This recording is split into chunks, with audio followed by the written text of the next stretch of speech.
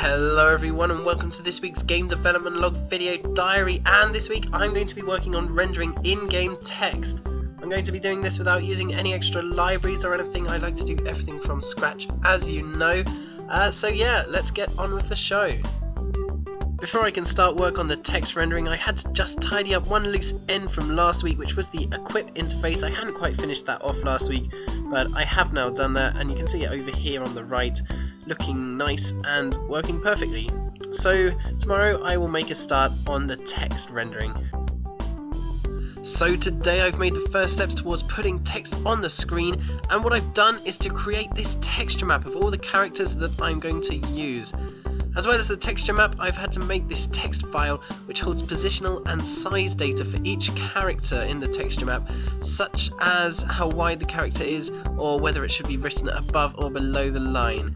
And this is needed to tell the renderer exactly how to render each character.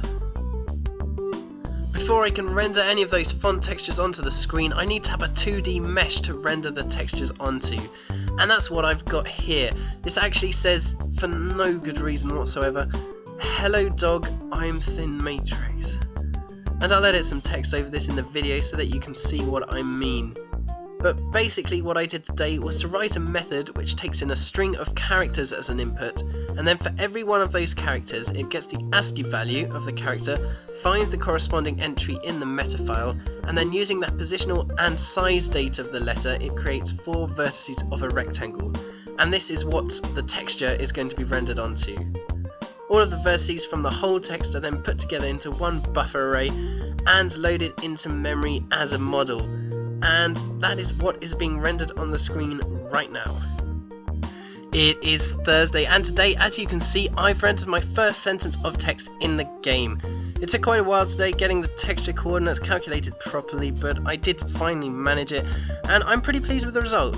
So now I just need to go on and add support for text that goes over multiple lines, and also create the option to render text in different colours and sizes.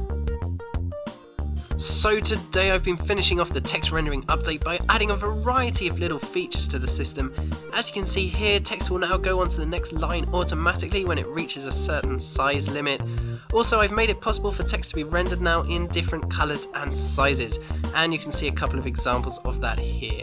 So that's pretty much it for the text rendering. Tomorrow I'm probably going to have to do a couple of little optimizing updates, but the main features of the text system are now all done.